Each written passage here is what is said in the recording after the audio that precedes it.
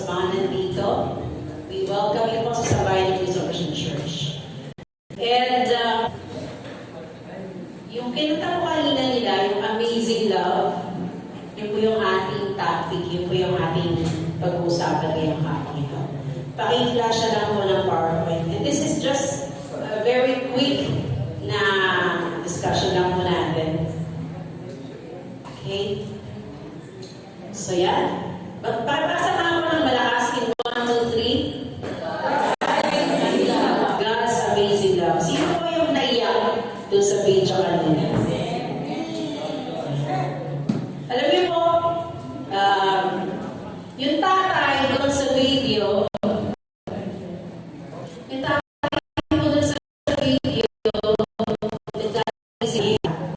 Malaki yung malipit doon sa may ng beach. Nagdadalawang isip siya. But let me tell you something. Ang Diyos Ama, hindi siya nagdalawang isip na ibigay yung kanyang bugtong na anak. Yung kanyang nag-iisang anak, hindi siya nagdalawang isip na ibigay para sa iyo. O ikaw, para sa iyo.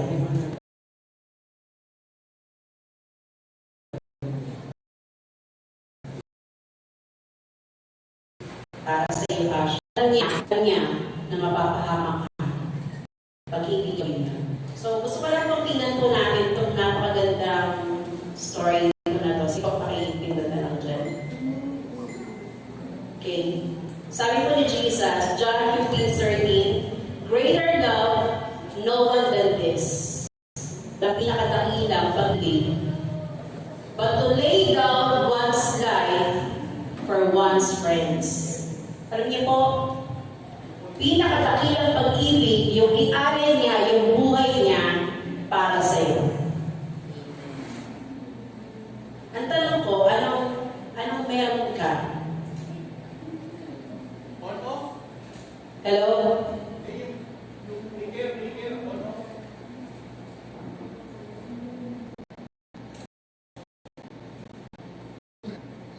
Pakipindot mo na lang dyan para hindi ako mahirapan. Hindi po, pakitaas po. Yan. So, ibig kong sabihin, ibinigay niya, ibinigay ni Jesus yung buhay niya para sa iyo. Ngayon, ang tanong ko, anong espesyal sa iyo? Ikaw, anong espesyal sa iyo? Anong espesyal sa iyo? Sa akin? Walang espesyal sa akin. Anong meron ako? Kasalanan. So, anong meron sa akin? Lahat ng uri ng kasalanan na mailista sa harapan ng Diyos, lahat ng sa akin. Yung papayali mong ipagmalaki na meron ako, wala ko. But imagine, pinili ni Jesus mamatay para sa iyo at para sa akin. Pinili ni Jesus na mamatay para sa iyo at para sa akin. Ito yung dakilang pag-ibig na nag-volunteer siya na pinili niya mag-marcha sa cross ng Calvary dahil ikaw ang pinili niya. My life o yung buhay ng mga tao. Katulad po nung tatay na yun. Imagine kung hindi niya pinili, kung hindi yung deliver na yun, hindi niya pinili yun, madami mga tao mamamatay. Di ba? Parang tayo po yung tao na nandoon sa may train. Selfish, addicted, ano pa? Lonely, ano pa? Liar, thief. Lahat po tayo po yun. Tayo po yung nakasakay sa train. Pero pinili ng Diyos, ibaba yung lever so that we can be saved. Tingnan niyo po, all of us are broken. Okay? Pakiba yun. All of us are broken. Lahat tayo. Kaya nga po yung ating pakikipagkapwa-tao eh. Di ba? Yung pakikipagrelasyon natin sa tao, lagi Daddy may problema. Family may problema. Nanay, tatay may problema. Mga anak may problema. Because the world is destroyed by sin. Ngayon, hindi talaga siya nag-work. Well, we are all marching to hell. Lahat po tayo nag-march. Meron na tayong destiny pa dati pa. Dati pa, may destiny na tayo. Nakatalaga na tayo sa impyerno. Naniniwala ba kayo doon? Lahat tayo nakatalaga na sa impyerno. Pero God stepped in. 2,000 years ago, Jesus Christ died on the cross for my sin and your sin. At yun po yung desisyon na ginawa ni Jesus na ialay yung buhay niya dahil niya. Mahalaga niya. Kahit gaano kang sinira, kahit gaano tayo sinira ng kasalanan, dinesisyon na ng Panginoon na mahalin ka. Kahit hindi ka kaibig-ibig. At dapat maranasan at makita at malira isang tao na hindi ka perfect. Kahit nasabihin natin, sabi sa Bible, Romans 3:23, ang lahat ng tao ay nagkasala sa harapan ng Panginoon. Walang perfect. Kaya hindi mo pa pwedeng sabihin, I'm perfect, mas wala akong ginagawang masama sa akin na, mali po yun. Dahil lahat ng tayo, lumisinap na. Ang kahit pinaglihin tayo sa kasalanan, ang kabayan ng kasalanan po namin, ay kamatayan at walang iba kundi ang impyerno. Kaya ikaw at ako, nagmamarcha po tayo patungo sa iyo. Yun po yung naghihintay ng destiny sa atin. Pero dinesisyon na ng Panginoon para hindi tayo mapunta ng impyerno. Ipinadala niya yung kanyang anak na si Jesus para maligtas po tayo sa kanya.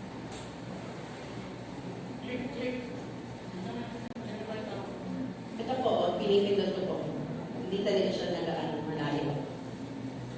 So, the cross, ang iniisip lang ng tao, alam lang natin yung cross. Cross lang yan, ganyan o. Cross. Ganyan lang po yan. But don't you know that at the cross is the great exchange.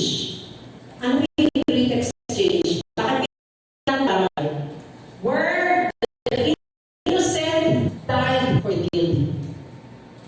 Doon po nangyari sa cross ang pinaka-dakilang pagpapalit sapagkat ang isang inosente ay nakarusahan para po sa mga kasalanan. Innocent. But He died for your sin and my sin. Your lying, your business, your disobedience, yung pagsisinungaling, hindi pagsunod sa magulang, lahat ng kasalanan na meron tayo, kinuha ni Jesus na inosente, na matay siya para sa cross. Next. So that you and I can finally be free. Upang ikaw at ako ay maging malaya. At magbago ang destination mo. Hindi ka na mapunta sa impyerno. Jesus made that choice so that you don't have to go to hell. Jesus chose to die on the cross so that you will not go to hell. Nagsisingin ko ba sa atin? Ay sa cross para hindi ka mapunta ng impyerno. Tingnan mo yung katabi mo. Sabihin mo sa kanya, papunta ka ng impyerno. Pero dahil mahal ka ni Jesus,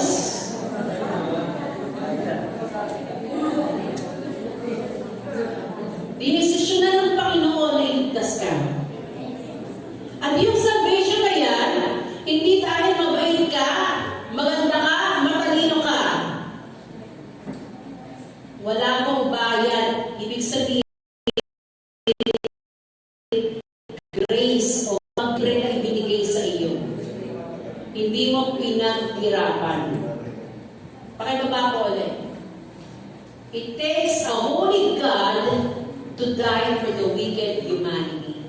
Banal na Diyos ang namatay para sa makasalanang mundo. Kaya ang sabi mo sa Romans 5:8, ipinakita ng Diyos ang kanyang pagmamahal sa atin. Nung tayo ay makasalanan pa, siya para sa atin. Ganun ba kita? Kaya hindi mo pa pwedeng sabihin na lapit ako sa Diyos kung kailan okay na ako. Ayusin ko muna yung sarili ko. Magpapakabait muna ako. Gagawin ko muna lahat ng gusto ko. Kapatid, baka mawalan ka ng oras. Kasi nag-tiktok, tiktok, tiktok yung oras. At malapit na. Kinakailangan mo natin, gusto ipakita ng Panginoon na namatay siya para sa iyo kung ikaw ay makasalanan pa. Nung tayo mo hindi perfect. Kaya hindi mo kinakailangan maging perfect ka muna bago lumapit sa Diyos.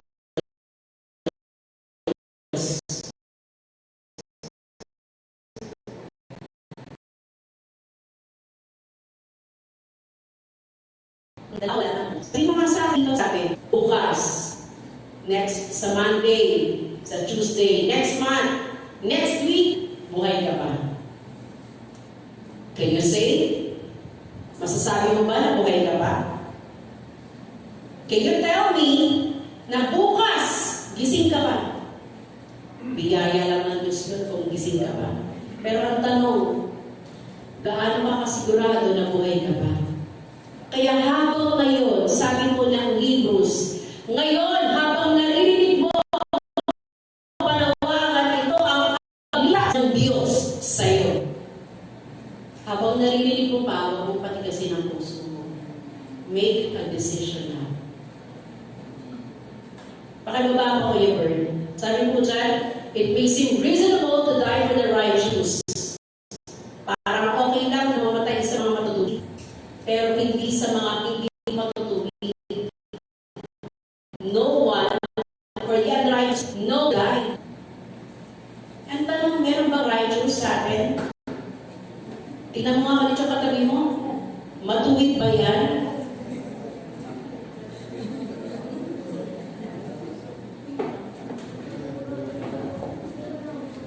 Alam niyo po ba, sa isip lang nagkakasala tayo eh.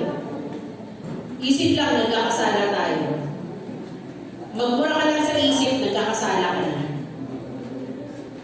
Sa isip mo, pinapatay mo yung kapwa mo, nagkakasala ka na ng pagpatay. Sa isip mo, gumagawa ng kablasugan, nagkakasala ka na ng pagpatay. Isip na rubi ang tao. Kaya kahit sabihin natin, nakaupo ka dyan, wala kang ginagawa, tingnan mga tao sa'yo, napakabuti mo, santo ka. Pero basang-basa ng Diyos ang puso at isipan mo. At wala akong matuwid sa harapan ng Panginoon kahit ikaw na nakaupo dyan. Hindi ka matuwid. Hindi ako matuwid. Kaya pag umarap tayo sa Panginoon, ang tanong, sasabihin ba ng Panginoon, kilala ka niya? Sabi ko dyan, no one would dare to die. Pero si Kristo, pinili niyang mamatay. So that, by His dying, we can live. Sa pamamagitan ng kamatayan niya, tayo po ay mabubuhay. Kung may exchange doon, nung si Kristo Jesus namatay sa cross, ang sino ng manampalataya sa Kanya, sa ginawa niya sa cross ng Calvary, sapat yun para linisin, bayaran ang kasalanan po natin, at kapag nanampalataya ka doon, ikaw may buhay mo na walang gawin ka na. Yan ang pangako ng Panginoon sa sino mang nananampalataya sa Kanya. Pakibaba kayo, Bern. Sabi po dyan, now, that is God's amazing love. Kaya mga amazing love, how the King would die for me. Diba? Wala naman ako pagmalaki sa Panginoon, hindi ang kasalanan ko, pero pinili ni Jesus mamatay para sa akin. Wala akong pagmamalaki. Ngayon ang tanong ko, have you responded to His love? Tumugon ka na ba sa pag-ibig ng Panginoon para sa iyo? Sinabi mo na ba sa Panginoon, Lord, forgive me. I have sinned against you. Alam niyo po, the only thing na mararanasan ng isang tao ang conversion, kapag nakita niya yung karumihan niya sa harapan ng banal na Diyos. Nakita niya kung gaano siya liit sa harapan ng malaking Diyos na punong-puno ng kabanalan. At kapag nakita niya yung sarili niya na napakaliit, napakadumi, walang pag-asa sa harapan ng Diyos, kapag nakita niya na ang Diyos napakadakila, napakabanal, punong-puno ng kabutihan, ang dapat na maging response ng taong ito ay magpakumbaba at humingi ng pagsisisi sa harapan ng Diyos. At hindi niya kaya on her own. Sa sarili natin gawa, hindi natin kaya maligtas. Kaya po ang isang tao na na-encounter niya ang Panginoon, nagbago. Dahil naranasan yung pagpapatawad ng Kristo. Ang response niya, humility. Hindi ko, mabuti akong tao, kadasiba ako, religious na ako. Pag gano'n, hindi mo nakakita na you need a Savior. Bakit? Kasi matuwid ka. Tingin mo matuwid ka. Pero sabi po ni Isaiah, ang lahat ng kabutihan natin, labas sa biyaya ng Panginoon, may parang maluwing basahan sa kanyang harapan.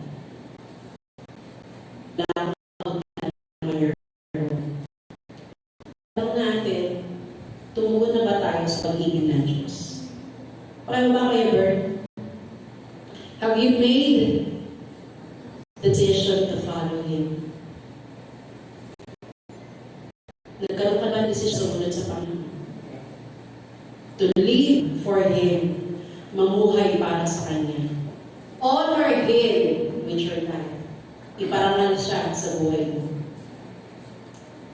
At higit sa lahat, ang tanong ko, sigurado ka ba na kapag namatay ka mamaya, mamimit mo ang Panginoon paggising ng dalawang mata mo?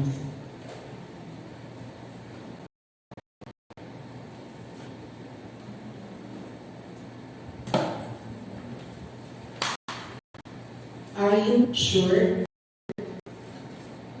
of your life? Ano ba? Nakilala ka ng Panginoon. Sigurado ka na ba? Nalista ang pangalan mo sa aklat ng buhay. Sigurado ka na ba na hindi na kapag namatay ka, hindi ka mapupunta doon sa pinagpuntahan ng mayaman na naglalagabla. Sabi, I am being tormented in this flame.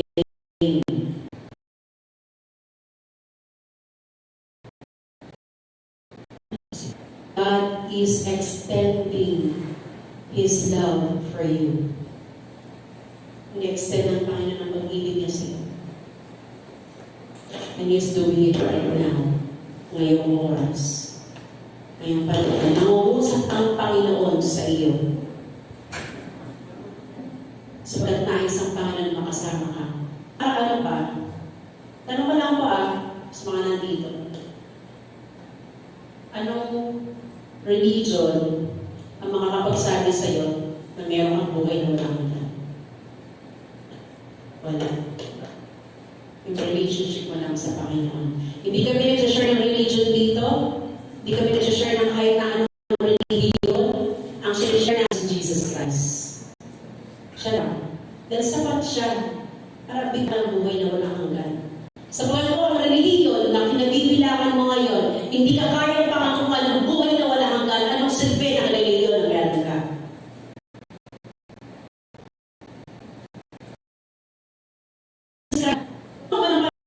Kaya sa kanya ay may buhay na walang hanggan. Kaya bakit kami nagkakaroon ng ganitong concert? Ba't kami nag-invite? Ba't kami gumagastos? Because we care about your soul. More than you ever. Magpasala ka sa invite sa iyo dahil mahal ka niya. Ayaw kang mapunta sa lugar ng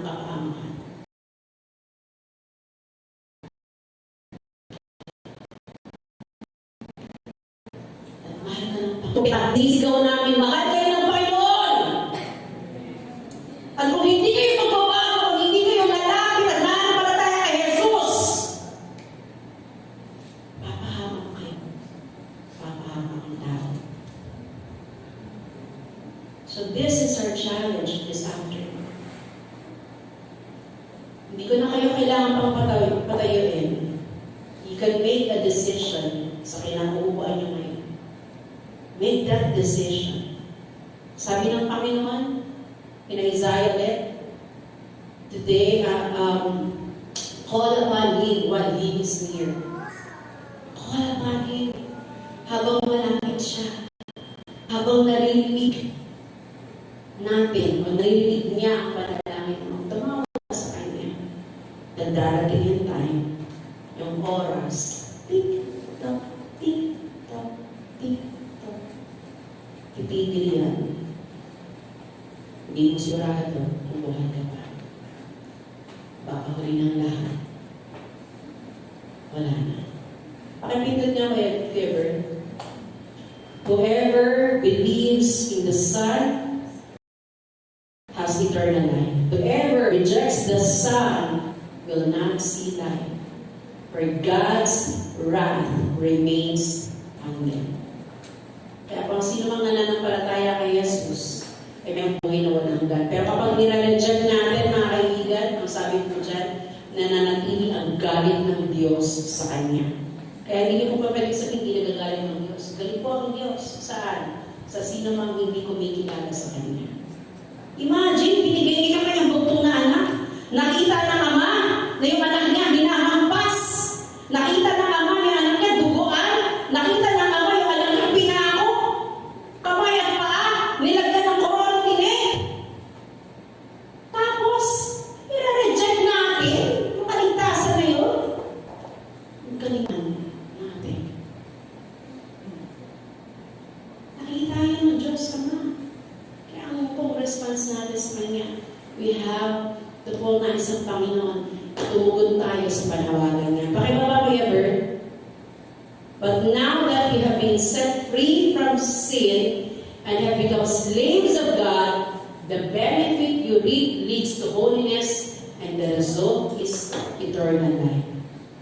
Sinasabi po doon, kung ikaw ay malaya na at ikaw ay alipin na ng Diyos, hindi na alipin ng kasalanan, ang pakinabang nito, ikaw ngayon ay mayroong kabanalan. At ang kabanalan ay bunga ng buhay na walang hanggan. So ang tanong ko po mga kaibigan, this is my question to every one of us. Kung naririnig mo yung tingin ko, sana pag mo patigasin ang puso mo, kung nagdidesisyon kang manampalataya kay Jesus, mag-pray ka this prayer. I'm not sure kung kailangan ba kayo pupunta niyo sa harapan. Kailangan tayong tumayo. Sige tayo muna natin tumayo.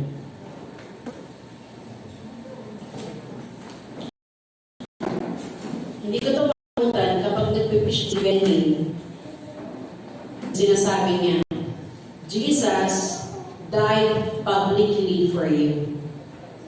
Si Jesus namatay siya sa cross publicly, nakahubad, duguan yung katawan niya, dugo, pawis, ang sa harapan ng mga tao na pinagtatawanan siya.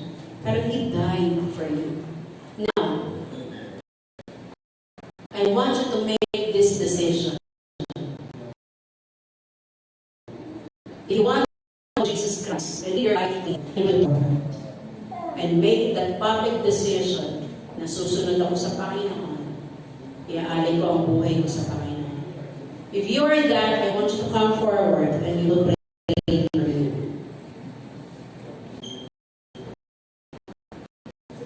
Kung hindi ka sigurado at gusto sigurado, nakaharap ka sa Panginoon someday, I want you to make that decision now. I want you to come forward. Huwag mo ikahiya. Makita ka naman. Hindi natin kailangan ikahiya.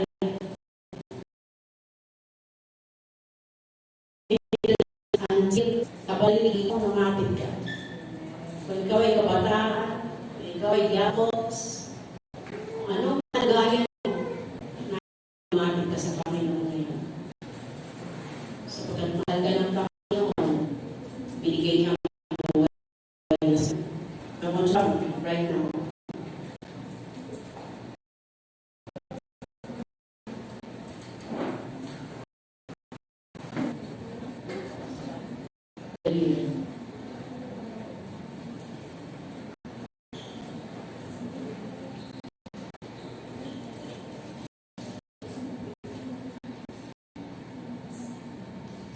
I'd like to call the worship team. Pawitin natin ang aming as we wait for peace. If you want to be sure of eternal life, if you want to have a relationship with Jesus Christ, now is the time. Ito na yung oras na to. Make a decision to follow Jesus. Do it now. Kaibigan, kapatid, kung naririnig mo ang tingin ko,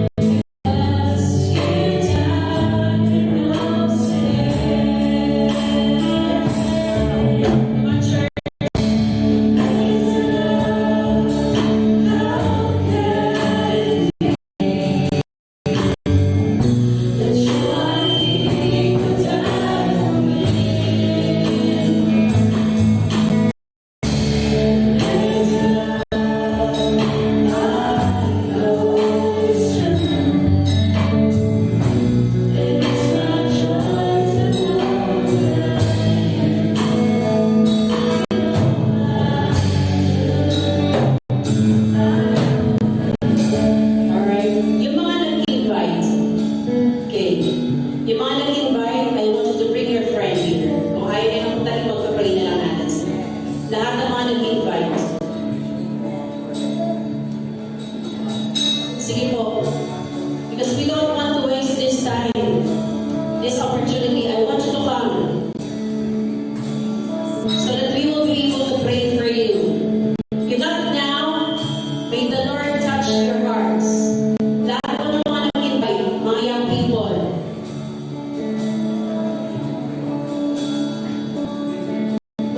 Sige po.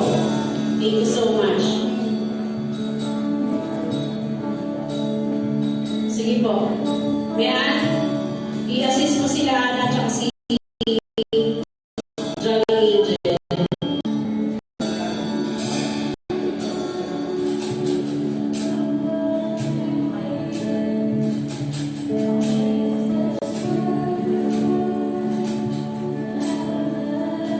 Thank you so much.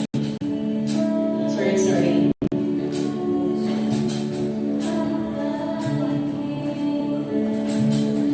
Sige, Charlie. I'd like to pray for you. Faith.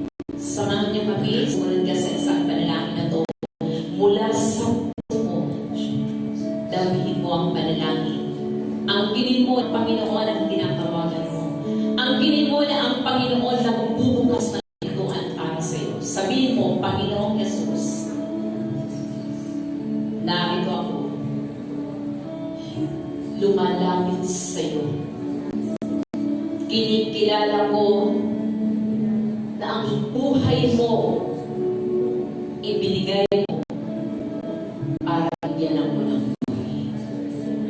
Sa oras na to, buong buhay ko, nais kong ipagkatiwala sa iyong mga kamay. Ang aking kasalukuyan, ang aking bukas, maging ang aking hinaharap. Sa iyo ko'y pagkakatiwala sapagkat ikaw lang ang Diyos na pwede kong lapitan at pagtiwalaan. Hayaan mo na ang oras na to, kilalanin kita na ikaw ang aking Panginoon, ikaw ang aking Diyos, at ikaw ang aking tagapagligtas. Bigyan mo ako, Panginoon, ng oras at pagkakataon na lumalim pa ang aking pagkakilala sa iyo. Dalangin ko na ang panahon na to hindi masayang para sa akin. Dahil bawat buhay at dugo na ibinigay mo sa akin para kung maging karapat-dapat ay pinagkaloob mo sa akin. Salamat sa iyong pagmamahal. Salamat sa iyong pag-arawat. Salamat sa iyong pagtanda. Buong-buo kung sino ako. Salamat, Panginoon, sa iyong walang hanggan ng power ng buhay na walang hanggan. Tamasahin ko ito ayon sa iyong biyaya, ayon sa iyong pagmamahal, at ayon sa iyong pagpapawal na. Kay Kristo Jesus, hiniling ko ang lahat ng ito. Amen. Kami po'y manalangin, stretch niyo ang inyong kamay, ang buong congregation. Panginoon, pagpalain mo ang iyong anak na narito. Ang kanyang panalangin sa iyo, sa buhay na kaloob mo, pagyamanin mo sa buhay niya. Hawakan mo, Panginoon, bawat panahon na lilipas. Hawakan mo, Panginoon, ang kanyang mga panalangin sa iyo na maging karapat-dapat sa iyong kaharian. Hawakan mo ang kanyang pagtitiwala sa iyo na sa bawat hakbang ng kanyang buhay, ikaw, Panginoon, ang kanyang pangunahing kasama. Mula sa sandali, ano man ang kanyang panalangin, ano man ang kanyang daing sa iyo, una, para sa sarili, para sa pamilya, Panginoon, ikaw ang tayong nakakatalastas ng langit.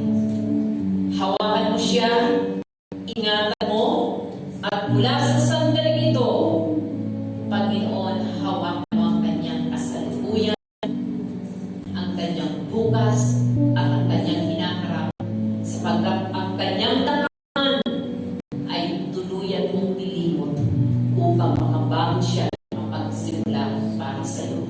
Pagpanayin mo ang kanyang panalangin, ano man ang prayer of faith ng kanyang heart right now.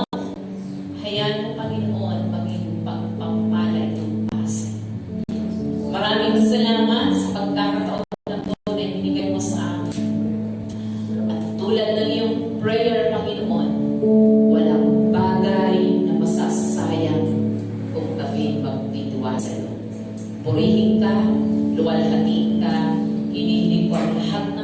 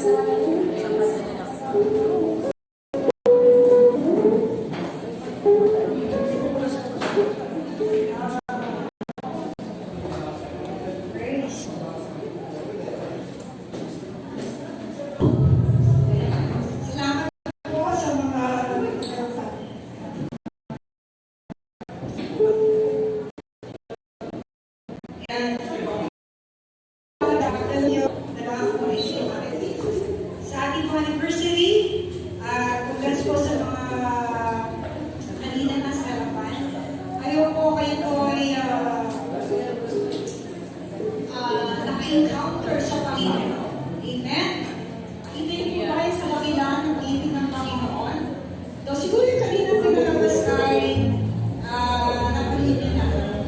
But it always struck our hearts to know na meron po ang pag-ibig ng Diyos.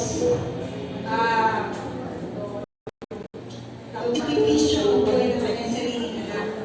Upang tayong lahat ay magkaroon ng buhay na walang hanggan. So, ayaw po ay pag-ibig pa ang Panginoon sa buhay po ninyo.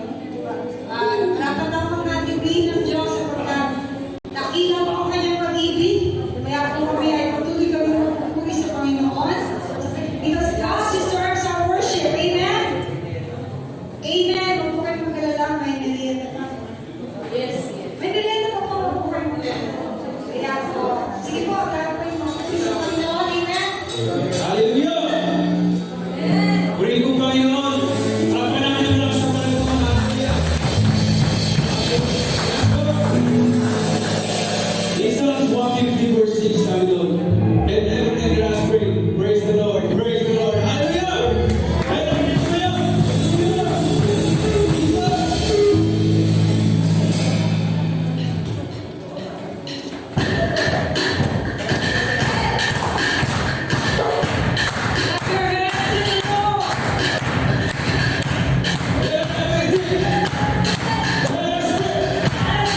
Praise the Lord. Praise the Lord. Let everything